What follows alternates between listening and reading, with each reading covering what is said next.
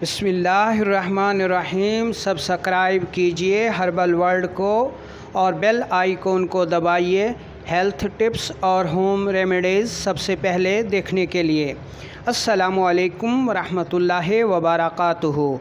आप देख रहे हैं हमारा यूट्यूब चैनल हर्बल वर्ल्ड और आज हम आपको बताएंगे मौजूदा मौसमी बुखार के असबाब, अलामात और इसका किचन से इलाज।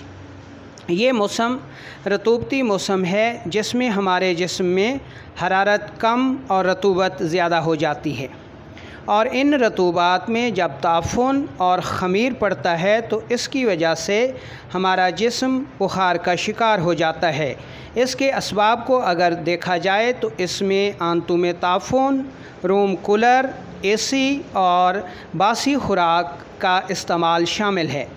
अगर इसकी अलामात को देखा जाए तो इसकी अलामात में शदीद बुखार, दर्द, जायके का महसूस ना होना, खांसी, गैस और कब्ज़ शामिल हैं।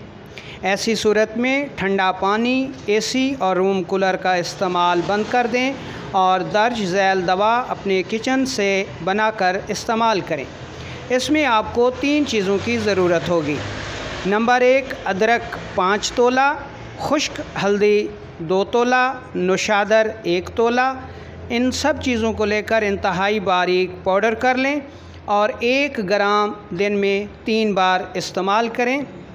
इसमें बच्चों को आप 1 रत्ती से 2 रत्ती तक ये दवा दे सकते हैं।